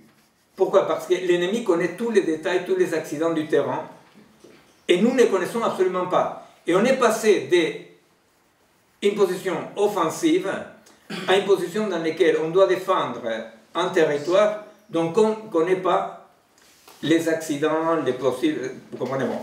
Alors, avec la science, et là pour parler de la technologie, c'est exactement ce qui se passe. C'est-à-dire que quand on dit, la question c'est comment nous pouvons incorporer la technique produite par l'Occident colonial, effectivement, ça pose un problème. Ça pose un problème parce que on ne sait pas comment faire.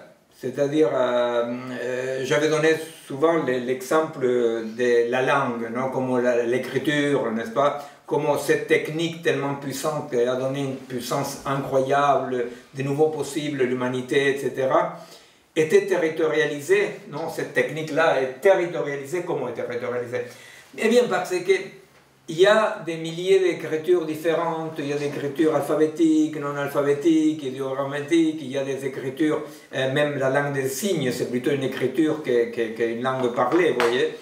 Et donc il y a des milliers de langues qui vont incorporer des mots qui territorialisent la technique, en prenant l'écriture comme une technique qui donne une puissance à l'humanité.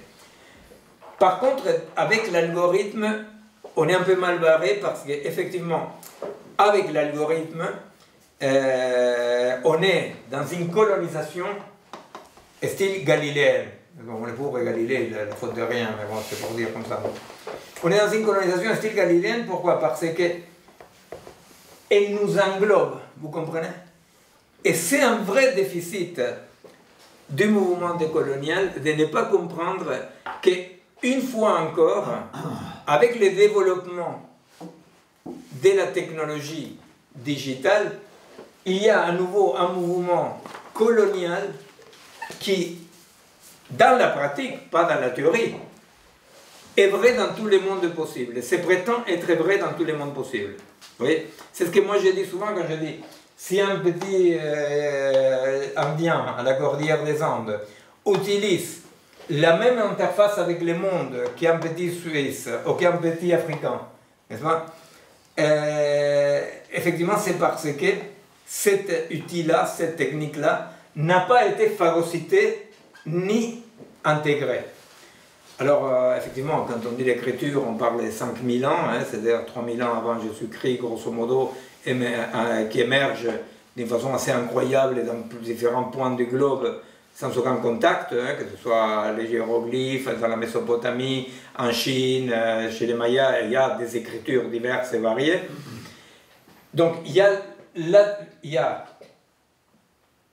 5000 ans, il y a une phagocytation, il y a une perversion, une utilisation transgressive, pour dire comme ça, n'est-ce pas, de la langue. Vous avez par exemple, quand on prend la poésie est une utilisation transgressive de l'écriture. Pourquoi? Parce que je m'arrange pour écrire quelque chose dans lequel ce que je vais dire n'est pas ce qui est écrit.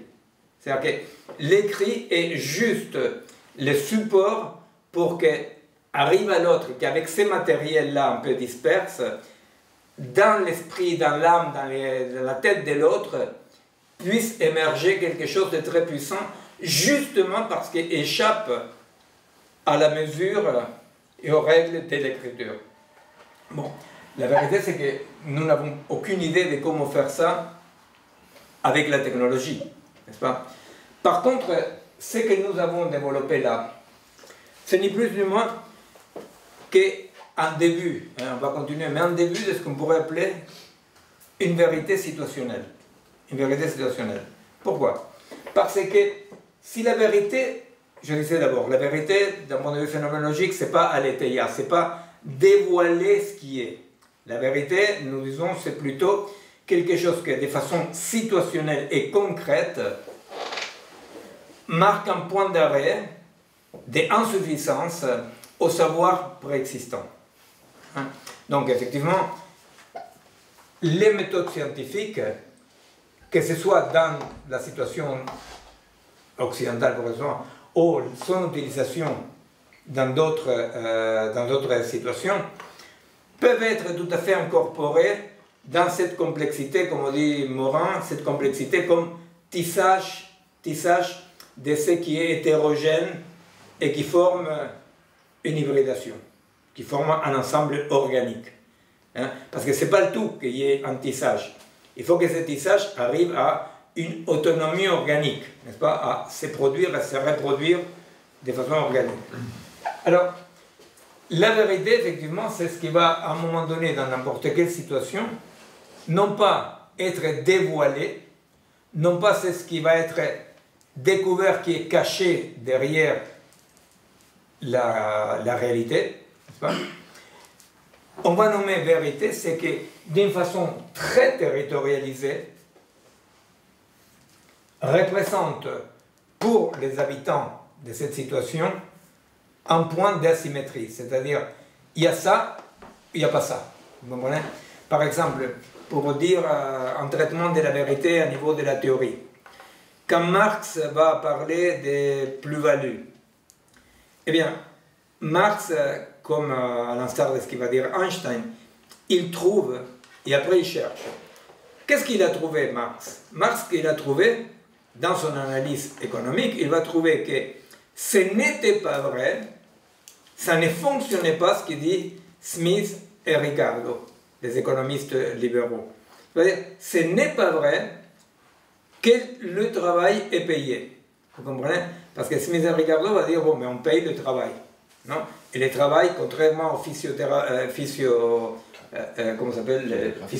pardon, contrairement aux physiocrates qui va dire, ils diront, la valeur émerge de la campagne, hein, c'est-à-dire c'est le produit des agriculteurs, etc., etc. Les libéraux, Smith, Ricardo et d'autres, n'est-ce pas, vont dire, non, non, la valeur vient du travail. Et ce qu'on paye à l'ouvrier, c'est son travail. Et Marx va faire son enquête, et qu'est-ce qu'il va trouver Marx? Marx ne trouve pas la plus-value.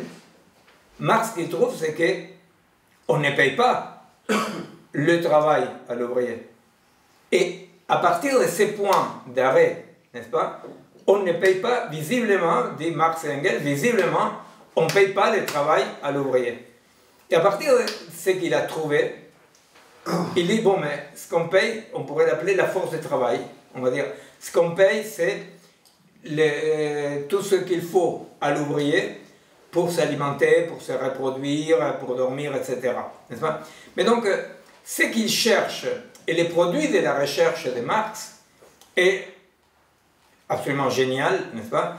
Qui est de comprendre qu'il y a un mode de saisie au corps, hein, c'est-à-dire c'est le corps de l'ouvrier qui est saisi, qui est emprisonné, et en tant que corps, en tant que force vitale, il va donner quoi? Il va donner du temps de vie.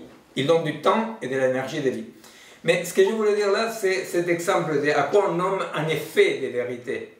C'est-à-dire que Marx ne trouve pas derrière quoi que ce soit caché la différence entre force de travail et travail. Ce qu'il va trouver, c'est quelque chose qui ne coïncide pas, quelque chose qui ne va plus. C'est-à-dire que les savoirs préalables n'en rendent pas compte de ça. Alors, le relativisme, si l'universalisme, on comprend que c'est l'universalisme. L'universalisme abstrait, c'est l'idée de dire, dans tous les mondes possibles, il y a des vérités universelles. Que c'est effectivement ce à quoi tous les mouvements décoloniaux s'opposent, en disant, mais non, non, il n'y a pas un universel abstrait qui soit vrai dans tous les mondes possibles. C'est, je répète, c'est ce que, aujourd'hui, les cognitivistes, la théorie des pédagogies des compétences, la théorie du biais cognitif, etc., contestent. Parce que si nous acceptons qu'il y a un découpage qui est le découpage pour tous les mondes possibles, je pense que c'est absolument une absolue ignorance de la problématique coloniale ou non coloniale qu'ils le disent. Je pense que vraiment ils ne se rendent absolument pas compte. Mais quiconque dit aujourd'hui, on cherche aujourd'hui, par quel mécanisme cérébral, cognitif, pédagogique, on pourrait arriver à éliminer les biais cognitifs, eh bien, je peux croire que ce sont des gens très bien, de gauche, démocratiques, mais est en train de faire avancer une théorie coloniale qui écrase toute subjectivité dans toute population différente et qui écrase la subjectivité de l'élève très concrètement. Quand on dit par exemple, quand on aborde la question de la théorie de la pédagogie des compétences qu'Angélique Delray a développée, eh bien, la pédagogie des compétences dit il faut apprendre des choses utiles, il faut désapprendre les choses inutiles. Mais ça veut dire quoi? Ça veut dire que tous les enfants auraient cette base lisse, n'est-ce pas? Cette table rase, comme on dit, à laquelle on pourrait les coller des compétences utiles et les décoller des compétences inutiles. Alors c'est quoi les compétences inutiles? C'est clair, les compétences inutiles, on nommera compétences inutiles à toutes les sédimentations, pour dire comme ça, qui vont dans le sens des affinités électives d'un môme, d'une culture, d'une famille. Vous voyez? C'est-à-dire, si les mômes, ce qu'ils aiment, c'est jouer la guitare plutôt que les mathématiques, on va dire, écoute, là, ici, tu dois soit faire que ta guitare te donne des sous, soit oublier la guitare, n'est-ce pas? Et tu dois apprendre les choses qui sont utiles. Alors, à niveau populaire, c'est, toi, tu dois apprendre ce qui sert à l'usine qui est à côté de toi, n'est-ce pas? Là, justement, où j'étais à Vicenza, il y a 2 ou 3 universités, c'est un secteur industriel qui encore résiste à la désindustrialisation. Merci. Et alors, je demande qu'est-ce qu'on enseigne dans ces universités? Eh bien, toutes ces universités sont enfeudées de ce dont elle a besoin l'usine d'à côté. Vous comprenez? Alors donc, qu'est-ce qu'on fait? On s'en fout qu'on soit à Vicenza ou qu'on soit à New York. C'est-à-dire, on doit apprendre des choses qui sont utiles par rapport à la macroéconomie. Alors, d'un point de vue neurophysiologique et d'un point de vue pédagogique, ce qu'on est en train de faire dans notre monde, au nom de cette réalité existante, c'est déstructurer nos enfants pour qu'ils deviennent liquides, comme dirait l'autre, maniables, plastiques, pour se mouler à l'exosquelette de la macroéconomie. Vous comprenez? Alors donc, c'est pour ça qu'il ne s'agit pas du tout de polémiquer pour rien. Mais quiconque aujourd'hui défend depuis des postes ministériels la pédagogie des compétences est en train d'instaurer un point de vue, une pratique coloniale qui écrase la singularité régionale, individuelle, familiale, culturelle de nos enfants pour les mener vers cette idéologie coloniale qui est dire comment faire pour que l'enfant reconnaisse la réalité. Et c'est quoi la réalité? Eh bien, c'est la réalité 100% coloniale, le mesurable, le quantifiable, le profitable pour l'économie. Vous voyez?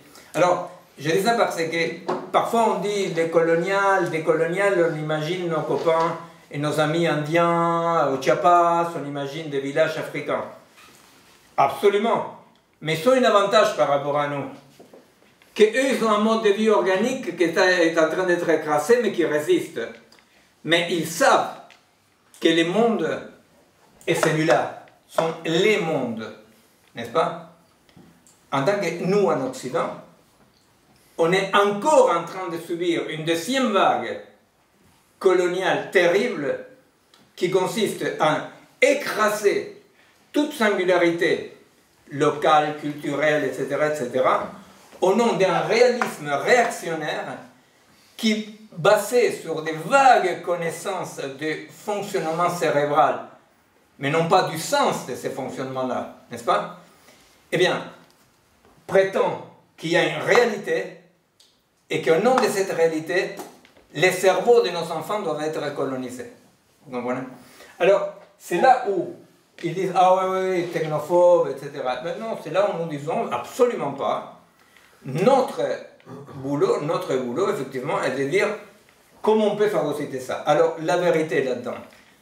La question de la vérité, c'est que si nous contestons de façon assez claire qu'est-ce que c'est l'universel abstrait comme mode de colonisation, on peut dire, mais est-ce que là, on est tombé dans l'escarcelle relativiste? N'est-ce pas? Est-ce que du coup, chacun sa vérité? Eh bien là, on dit non. Clairement non, parce que chacun sa vérité, ça voudrait dire que la vérité encore serait un savoir, un élément à dévoiler. Vous comprenez? Or, la construction situationnelle des objets, les modes de construction situationnelle des objets, il est commun à tous les vivants, à toutes les cultures, et même aux animaux, peut-être. Vous voyez, dans certains types. Mais les produits de ces mécanismes d'élaboration des savoirs, ce n'est pas ça, la vérité. Vous comprenez? C'est-à-dire, la vérité est un mode de production à partir des points d'asymétrie d'une situation. Or, le relativisme, ce qu'il va dire, vous comprenez, c'est-à-dire que si j'ai dit, là il y a une situation X, alors cette situation X produit tel principe, on s'en fout. Eh bien, le relativisme va dire, on refuse la vérité de l'universel abstrait. La vérité, c'est ça. Alors, il va opposer à G les Q, n'est-ce pas? Il va dire, non, la vérité, c'est ça. Eh bien, nous, d'un point de vue décolonial et phénoménologique, on dit, non, non, non. La vérité n'est ni les éléments de l'universel abstrait, mesurable et comptable, ni ce qui va produire chaque situation particulière. On nomme vérité les processus dynamiques des productions de vérité dans chaque situation. Vous comprenez? Et que eux correspondent tout bêtement au principe, pour nous, au principe spinoziste de ce qui augmente la puissance d'agir. Vous voyez, c'est-à-dire pourquoi est-ce qui augmente la puissance d'agir? Parce que moins j'ignore les défis situationnels, plus je produis une puissance d'agir, plus ça compose, n'est-ce pas? Moins et plus j'ignore ce qui se présente comme un défi dans la situation, plus je m'expose à une destruction de la situation, vous comprenez? Alors, quand nous disons, on est... Pardon. Juste parce que je réagis maintenant, parce que après j'aurais, par rapport à ce que tu viens de dire, il y a un exemple qu'on a déjà donné, écrit même, qui est l'exemple de la pièce de monnaie. Oui. Vous avez tous connu ou vécu cette situation où une pièce de monnaie est plus grande que le soleil. Vous avez déjà vu des enfants qui jouent avec ça, vous prenez une pièce de monnaie, vous la mettez avec un angle adéquat entre vous et le soleil, et effectivement le soleil disparaît depuis la pièce de monnaie, enfin disparaît derrière la pièce de monnaie, pardon. Mais imaginez un scientiste qui arrive et qui vous dise mais n'importe quoi, selon les principes de la géométrie euclidienne, galiléenne, la pièce de monnaie n'est absolument pas plus grande que le soleil. Vous baissez votre main, qu'est-ce qui se passe?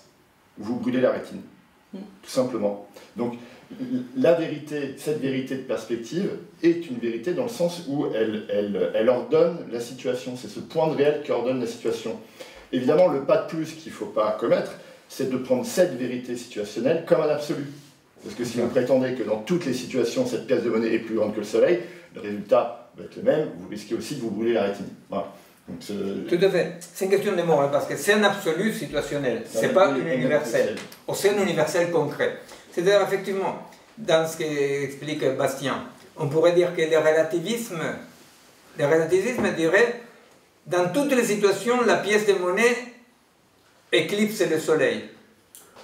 L'universel dirait, mais vous êtes taré, la pièce de monnaie n'éclipse jamais le soleil. Vous voyez? Et bon, on dit, situationnellement, depuis une perspective toujours dynamique, c'est pour ça que je disais tout à l'heure, on nomme vérité cet axe de gravité dynamique des productions dans chaque situation, qui établit des asymétries.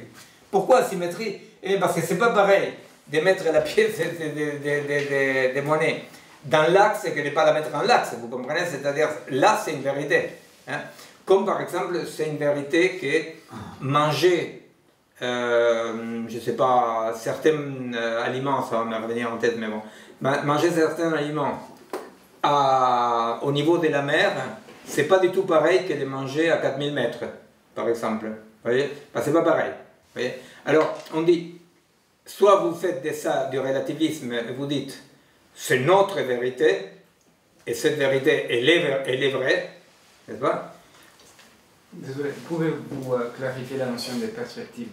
Parce que si on prend l'histoire de l'art très classique, très orthodoxe, même là, les historiens de l'art nous disent que c'est une production, au moins la représentation visuelle de la perspective dans l'art visuel, c'est une production scientifique de l'art occidental. Les autres traditions n'en ont pas, ils n'ont pas de perspective. Est-ce que ça joue ici? Et bon, moi je fais partie de ceux qui pensent que oui. Moi je pense que quand même la naissance et la perspective à avoir avec ces points de vue extérieurs du tableau. C'est quand tu vas s'extraire du tableau. C'est-à-dire que je pense que dans les représentations artistiques, déjà tu sais bien quand même que même dire art pour certaines cultures c'est trop. Parce que cette séparation de l'objet esthétique de l'ensemble auquel appartient. Voilà. Hein. Donc, à vrai dire, il y a ces mouvements déjà de séparation de l'objet d'art et aussi l'extraction du point de vue de l'artiste par rapport à. Alors donc, ils vont travailler avec les perspectives, oui. Mais ça c'est pas le sens dont vous utilisez perspective les contextes de Non, quand on dit perspective, non. Ça peut avoir un lien, mais quand on dit c'est beaucoup plus simple, c'est-à-dire c'est un point de vue. Voilà, un point de vue. Et tout en venant dans l'idée de que les sujets dépendent du point de vue. C'est-à-dire c'est pas un sujet qui a un point de vue. Un point de vue, c'est toujours situationnel. Non? C'est situationnel et matériel. Et dans ces points de vue-là, les sujets évoluent. Non?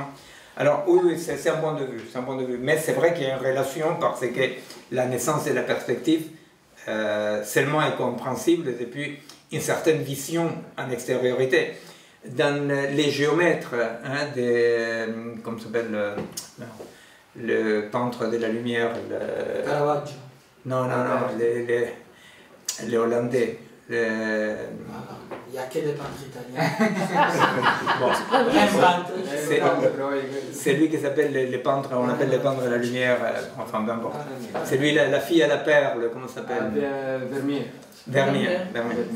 Et effectivement, dans son tableau, les géomètres, c'est très drôle parce qu'il y a un globe terrestre et il y a une fenêtre, non? Donc il y a le monde extérieur, non? Qui illumine le monde dedans.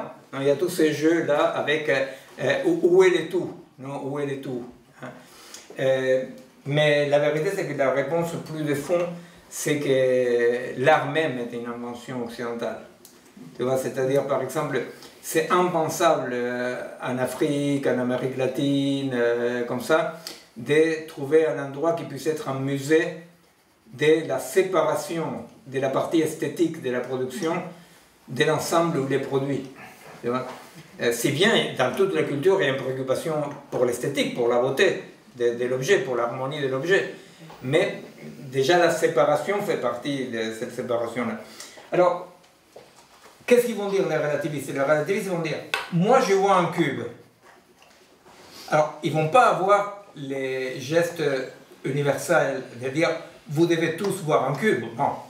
Il dit, moi je vois un cube, vous voyez un rond. Entre nous deux, il y a une incompréhension radicale. Vous comprenez? Ça, c'est le relativisme. Mais alors, on va dire, la vérité, c'est un cube, et ta vérité, c'est un rond. Vous voyez? Et alors, donc, le relativisme, c'est une sorte de démultiplication des universaux, dans lesquels, effectivement, ce qu'on ignore, c'est les modes de production d'un savoir, d'une connaissance, qui n'est jamais le dévoilement de ce qui existe en soi. Non? Et moi, j'ai dit une barre de fer, là, pour dire un exemple, parce que vous imaginez bien que ce qu'on va nommer une barre de fer, et qui semble quelque chose de tellement contundant, surtout si on le prend sur la tête, non? Est un découpage. Est un découpage, est une construction, est une fabrication, n'est-ce pas? Et une séparation. Alors, quand nous disons, bon, voilà, comment nous, d'un point de vue situationnel, nous pouvons déterminer quelques éléments d'un principe d'une vérité au-delà de l'universel, au-delà du relativisme, mais voilà, ce que nous sommes en train de dire, c'est, pour nous, le pensée locale, c'est ce qui accompagne l'agir local. N'est-ce pas? Ces pensées locales n'ont aucune nécessité relativiste de rester étanches au savoir produit dans d'autres territoires. Mais avec tout ce que j'ai essayé de développer, en expliquant que c'est compliqué. C'est compliqué la phagocytation. C'est compliqué la phagocytation parce qu'on risque de ne pas pouvoir les manger. C'est-à-dire que juste avec dans l'exemple des cheval, vous imaginez qu'on peut s'avaler un cheval de Troie. Non? Et c'est ce qui se passe. C'est ce qui se passe avec la haute technologie. C'est quand même quelque chose qui est très difficile de diffuser parce que les gens apparaissent comme vexés. La réaction qu'ont nos contemporains quand on essaye ne serait-ce que d'analyser les rapports à l'objet digital, c'est une réaction des jeunes, une réaction comme se sentent vexés personnellement. Non? Je me souviens avec Angélique Delaray, quand on avait écrit il y a très longtemps un bouquin sur le portable, on l'avait appelé « Plus jamais seul ». Non, alors on faisait une blague, mais à la fois on pointait un point fondamental qui est que les portables, sans que personne se rende compte, avait opéré une mutation majeure dans l'espèce humaine qui était que l'espèce humaine devenait une espèce en capacité d'être en permanence en contact. C'est une mutation. Mutation à travers un objet technologique, mais c'est une mutation, n'est-ce pas? Eh bien, je me souviens à l'époque déjà, les journalistes étaient furax avec ce qu'on racontait. La réaction, les gens se sentaient offensés, vexés. Et je pense que ça tient effectivement à beaucoup d'éléments. D'abord, que la promesse cassée de la modernité, elle est renouvelée par la technologie, c'est-à-dire que la technologie et la science vont résoudre les problèmes que la science a produits. Chose qui voudrait dire que ce que l'époque de l'ingénieur a produit, les ingénieurs vont les résoudre, vous voyez. Et c'est toujours la même manipulation, vous voyez, de dire laissez-nous faire, laissez-nous faire. Hein. Mais bon, dans tous les cas, c'est très, très, très compliqué, effectivement, c'est très compliqué de traiter la question de, pour le moment, l'impossibilité de phagocyter cet instrument-là, parce que, à l'instar de la puissance des chevaux dont j'ai parlé, ou à l'instar de la puissance de certaines armes, etc., on est en train de se la bouffer sans aucune possibilité de la intégrer, métaboliser. Et alors c'est là où j'ai répété cet exemple que Raoul Siveci nous avait rapporté dans une de nos réunions, dans laquelle il racontait d'une petite tribu d'Indiens Guarani qui avait acquis des appareils, des ordinateurs, ils étaient liés à Internet, mais ils avaient décidé d'utiliser, je crois que c'était entre 8h et 10h du soir, un truc comme ça. Et alors, quand Raoul les demande, mais pourquoi entre 8h et 10h du soir? Et la réponse était la prudence. La prudence, c'est-à-dire, c'est trop puissant ça, c'est trop puissant, nous ne savons pas comment on peut faire pour qu'il ne nous avale pas, n'est-ce pas? Et moi je pense qu'effectivement, c'est-à-dire ces principes-là qui a le grand avantage au moins de rétablir une altérité entre le fonctionnement organique et nous, voyez? C'est-à-dire, je n'ai pas besoin, par exemple, d'établir une altérité avec l'ascenseur de chez moi et moi, par exemple, n'est-ce pas? J'utilise l'ascenseur, n'est-ce pas? Et c'est pas parce que j'utilise l'ascenseur que je ne bouge plus, vous comprenez? Par contre, avec la machine digitale, il y a quelque chose d'une colonisation tellement forte que les gens se sentent vexés parce qu'ils ont incorporé tellement, c'est tellement l'objet transitionnel, hein, c'est-à-dire, vous savez, nous, avec Angélique, on avait pris cette image des psychanalystes anglais Winnicott, hein, qui va dire les enfants, ils sont un objet transitionnel. C'est quoi l'objet transitionnel? Les doudous. Hein, l'objet transitionnel, c'est un objet qui est mixte, il dit Winnicott, parce que c'est un objet extérieur au môme, mais que les mômes les vit comme intérieur, non? Et qui lui permet d'encore être pas séparé, vous comprenez? Pas séparé de la mère, pas séparé. Non, c'est une non-séparation. Moi, je pense qu'avec Angélique, on avait tout à fait raison au moment, mais je vous parle il y a très très longtemps, hein, ça fait 12 ans qu'on avait sorti ce bouquin, d'utiliser le concept d'objet transitionnel parce qu'effectivement, la colonisation digitale qui ne nous permet pas de maîtriser la chose passe par cette incorporation. Alors, bon, l'idée c'était aujourd'hui de développer ces points-là, on va y revenir quand on va reparler des modes de résistance, etc., n'est-ce pas? Mais dans tous les cas, s'il y a des questions, s'il y a des interventions, vous, à travers Zoom, ou même les amis qui nous suivent par YouTube, pour nous, ça c'est un axe très important. Pour nous, c'est un axe très important. Et pour retomber sur le pied de ce que je disais au début de la saison, de la séance, de la séance. Bientôt le printemps. Ouais, et printemps, au début des printemps. Saison 4. Saison 4, c'est les séries.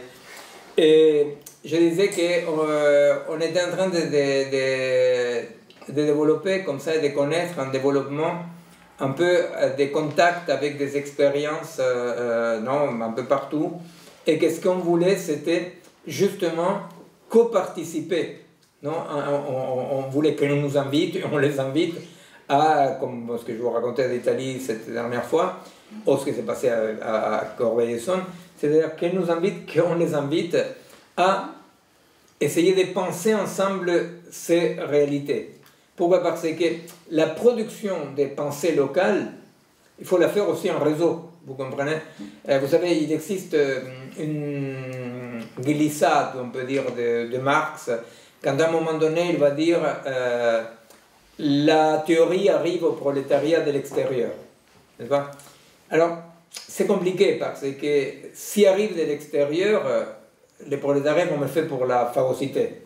Alors, notre position, c'est que plutôt ce que Marx constate et fait de sa participation active aussi au mouvement prolétaire, hein, avec la première internationale, etc., c'est qu'en fait, la théorie, c'est ce qui est coproduite par un secteur de ces prolétariats, ce qu'il va appeler les prolétariats pour soi, n'est-ce pas? Alors, nous pensons que la théorie, le pensée, donc, local, s'est construit toujours à l'épreuve, aux chaleurs et à l'unisson avec les pratiques. Alors, voilà, je vais finir par ça, sauf s'il y a des interventions, des questions, mais par dire, voilà, penser local, agir local, pour nous, est un défi majeur aujourd'hui dans les mouvements décoloniaux. C'est un défi majeur parce que, effectivement, la théorie décoloniale ne peut pas arriver dès l'extérieur. Nous devons construire des lieux comme celui-ci, dans lesquels on essaie de penser en lien avec toutes nos pratiques, n'est-ce pas?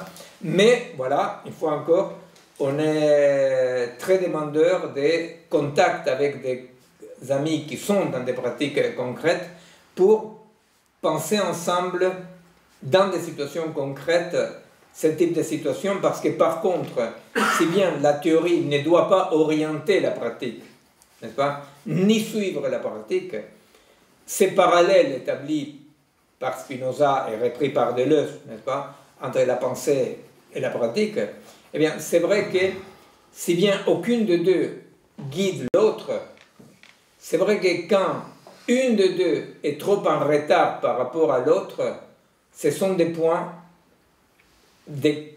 compliqués, hein, des points d'arrêt, des blocages, c'est le mot. Ce sont des points de blocage. Et nous croyons, effectivement, nous sommes convaincus que les pratiques alternatives aujourd'hui locales sont des myriades, partout, et très puissantes, n'est-ce pas? Et qu'il y a quand même un certain blocage dans la production locale qui accompagne ces pratiques. Voyez? Alors on ne veut absolument pas devenir les producteurs d'une théorie pour toute pratique, du tout. C'est pour ça qu'on dit on voudrait, dans des situations concrètes, essayer empiriquement les hypothèses d'une pensée locale. Bon voilà, je ne sais pas si est-ce que quelqu'un parmi les gens qui sont à la télé ou ici veut dire quelque chose. Pour ceux qui nous suivent en différé, ils peuvent toujours nous faire parvenir vos demandes, interventions. Je vous rappelle, il suffit de faire collectif malgré tout, c'est tout, sur l'internet, non? Sur Google ou collectifmalgrétout.net. Voilà, collectif malgré tout. .net. Voilà. Écoutez, moi je vous conseille de faire collectif malgré tout. En tout cas sur Google. Alors, donc vous faites collectif malgré tout. Si vous voulez être informé des séminaires, d'autres activités, .net. D'accord, d'autres activités, bon, vous pouvez vous inscrire justement pour recevoir les informations du collectif. Je dis ça aussi pour Santiago, pour les autres amis en Amérique du Sud qui me demandent de les envoyer les links. Je peux envoyer les links, mais si vous vous inscrivez, c'est parfait. Et la prochaine fois, effectivement, on va partir d'un passage d'un poème du poète indien Atahualpa Yupanqui, que je vais lire les passages en espagnol, après je vais mal les traduire en français, qui est par rapport à la résistance, n'est-ce pas, aujourd'hui. Alors, comme ça, on ne voit pas clairement en quoi c'est la résistance, mais bon, je lis les poèmes de Yupanqui, et après, la prochaine fois, on peut les développer. Et si quelqu'un a des idées de pourquoi savoir avec la résistance, ils n'ont qu'à l'écrire. Celui qui gagne un four à micro-ondes usagé. Bien. Alors, connecté, absolument, connecté avec la prise électrique. Alors, il écrit Yupanqui. No se ve la Cruz del Sur en las noches de tormenta. Hay que mirar para adentro para encontrar la huella. Alors il dit, en François, il dit, on ne voit pas la croix du Sud. La croix du Sud, c'est comme l'étoile polaire pour le Nord, c'est ce qui permet de se repérer. On ne voit pas la croix du Sud dans les nuits des tempêtes. Il faut regarder dedans chacun, dedans nous, pour trouver les chemins. Hein? Alors, voilà, je donne ça comme dans les séries, pour la prochaine fois, voilà, le suspense, et comme, disons, un élément pour continuer à parler la fois prochaine des niveaux de résistance. Il faudrait évoquer ça, comment s'engager dans une époque obscure. Alors, absolument, mais il n'y avait pas cette phrase-là dans les comment s'engager dans l'époque. Non, avec Angélique. Sinon, ça serait fini tout de suite. En regardant dans soi. Non, avec Angélique, on a écrit il y a 12 ans, effectivement, 2 bouquins. On a écrit le bouquin sur le portable et on a écrit les bouquins sur de l'engagement dans une époque obscure. La différence avec l'engagement dans une époque obscure avec Angélique, c'est que le travail qu'on a fait avec Angélique, il pose la problématique de l'époque obscure, mais n'est pas encore inscrit dans la mouvance décoloniale. Tu vois, alors, il y a les situationnels, il y a, tu vois, voilà, mais ce qu'il n'y a pas, c'est cette idée de le décolonial comme cette voie alternative. Voilà. Bon, au revoir.